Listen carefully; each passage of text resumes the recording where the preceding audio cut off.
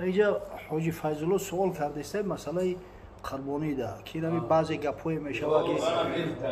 با در اومدن ماه ذوالحجه شخصایی که قصد قربانی دارن ناخن نگیرن موی سر نتراشن همین چقدر اصل دارن حقیقت دارن ندارن حقیقتا سوالی بسیار با مورد و بجو خاصتا که این الحمدلله قربانی را اومده است خدا با شکر که آدمای قربانی کردن در بین مسلمانان زیاد شده سال به سال زیاد می شود خداوند روز شود که همه مسلمانای به بلاغت رسیده همین امکان و شرایط قربانی کردن داشته باشند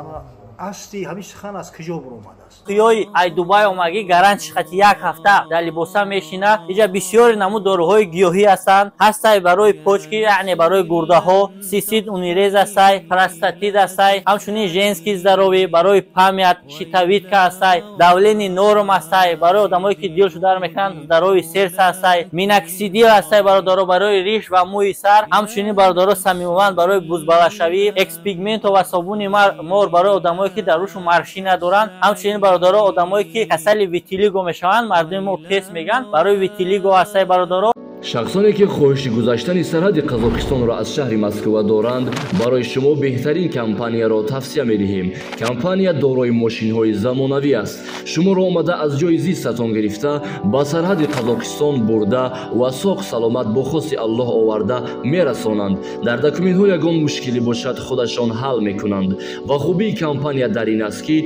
برای زنها امکانیت رفتن را داده است با ماشین‌های مخصوص و راننده زن باشد و از نام شبکه دکتر بختیار گپ زنید برای شما تخفیف کرده می شود. معلومات بیشتر بر رقم های روی اکران بوده تماس بگیرید. در صحیح امام مسلم روایت اومده از مادرمان ام سلمه رضی الله تعالی عنها میگه پیغمبر خدا صلی الله علیه و سلم فرمود اذا دخل هلال ذی الحجه و اراد احدكم ان یضحی فلیمسک عن شعره و اظفاره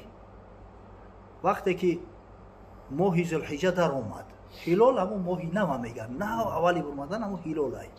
هلال ذوالحجه که دیده شد هر کسی که قصد قربانی کردن داره موی سرش و ناخناش نگیره از زبان پیغمبر صلی الله علیه و سلم گفته است در صحیح مسلم اومده در پهلوی صحیح بخاری صحیح ترین کتاب حدیث حساب میکنه در صحتش جای شک نیست یعنی که از روز یکم ذوالحجه کسایی که قربانی دهم ذوالحجه ده میشود کسایی که قصد قربانی دارن همین مدت 10 روز ده ناخن و موی سرشون نگیرن 10 روز پیش بله اما حکمی در مذهب امام اعظم ابو حنیفه مستحبه مستحب ولی بعضی امرهای هستن هم کسایی دعوا میکنن فلیمسک آخه اون لام امرای بعضی امرهای هستن که امر استحبابی میگن او را اگر او را امر استحبابی نگیریم خدای تعالی میگه فانکحوا ما طاب لکم من النساء مثنی و ثلاث و رباع امر قطعی که مقصد 2 زن بگیره 3 زن بگیره 4 زن بگیره این کسایی نمیگیرن 4 زن گناهگار میشوند این امر استحبابی کسی امکان و شرایط داره مقصد همین مقصد همتری امرای استحبابی زیاد هستند یکیش این همیه که مقصد در مذهب ما میگن که همیه که ناخن موی سرش نگیره با او خاطر که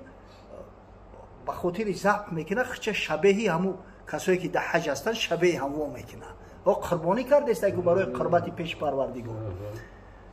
اما مقصد اگر کرد ثواب میگیره نه که اگر نکرد گناهگار نمیشه ایام چند ثواب میمونه و گناهگار نمیشه برای چی گناهگار نمیشه به خاطر آنکه مادرمان بی عایشه رضی الله تعالی عنها حدیثی را روایت کرده است این حدیث با متفق علیه است هم بخاری و هم مسلمی را آوردگیان یعنی این قوی تره اگر در اصل بگیریم میگه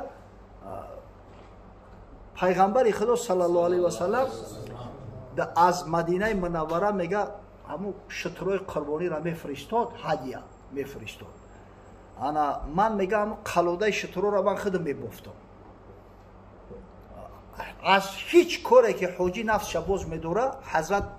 باز نمیدوش خچه همین محرم از چی خچه باز میدوره محرم خوشبویی نمیکنه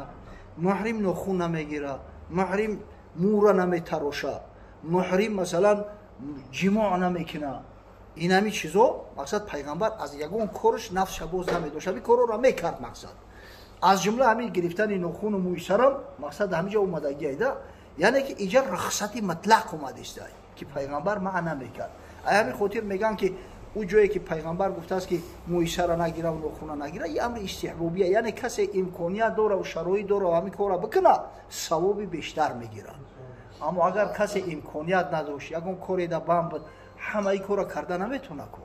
اینا مثلا شخصایی که در آبشپیت کار میکنن، پاورن، یا کسایی که در بالیسه کار میکنن، دختران، امکان داره که خود مثلا مدتی 10 روز نخونش نگیره، نخونو کلون میشوند. این نظر همین سانیتاری را اگر بگیری او را منع میکنه.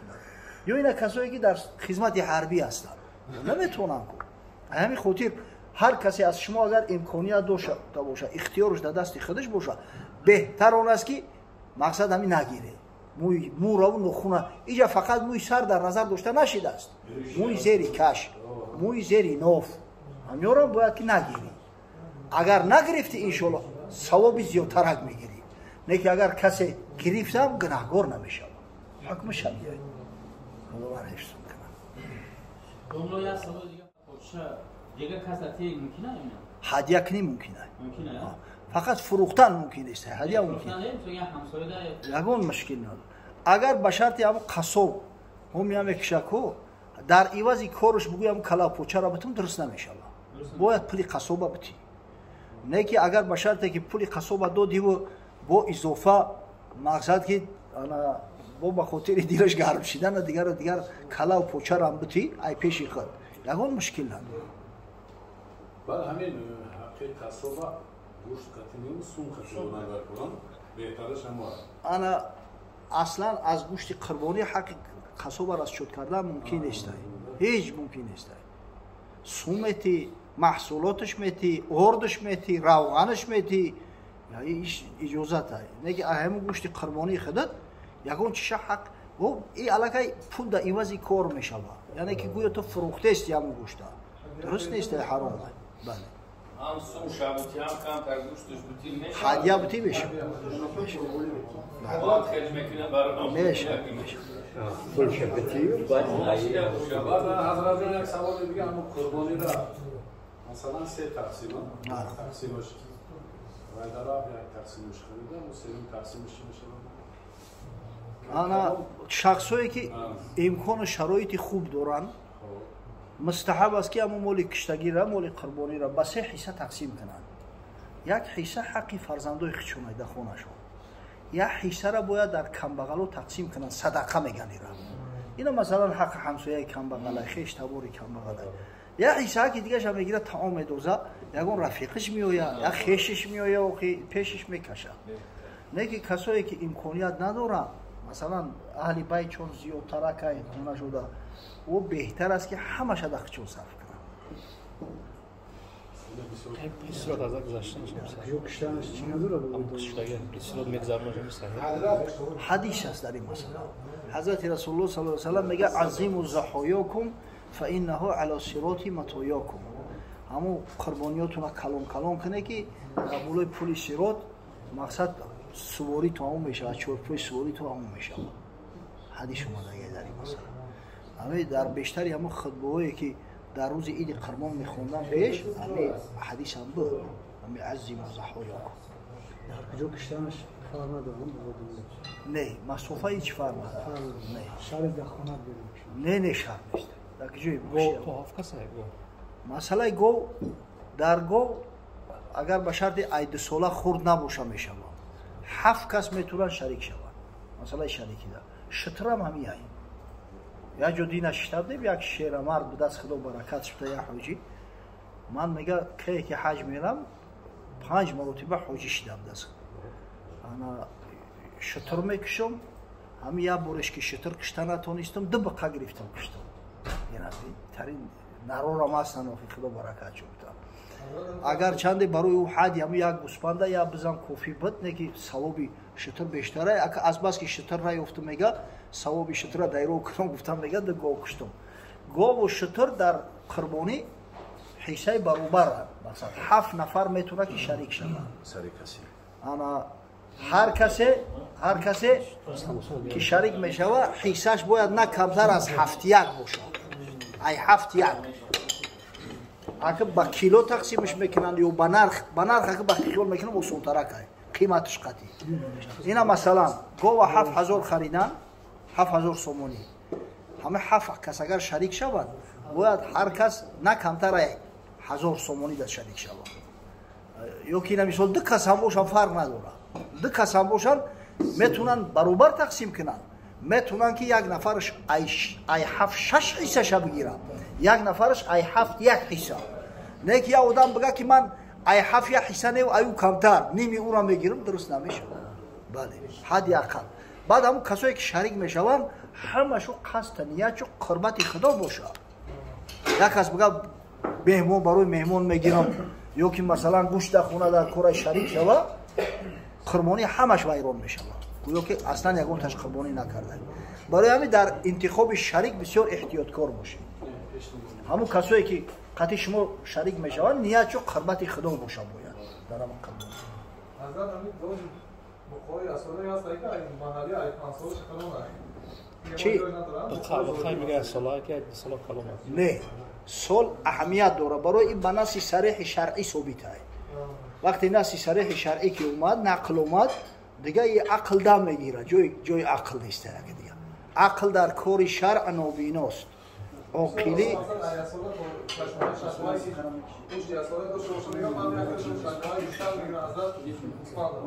مسئله فقط همین مسئله گوسپنده همیرم به حدیث پیغمبر صلی الله علیه و سلم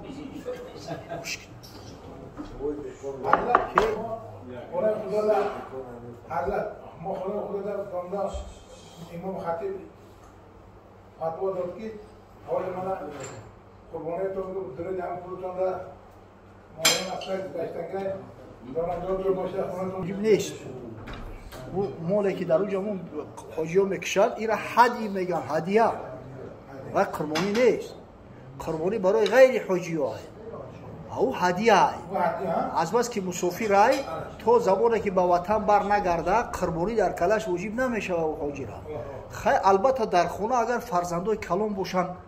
خودشون با کار فعالیت داشته باشن صاحب نصاب زکات باشن و ای طریقی چون میکشن ای طریقی نه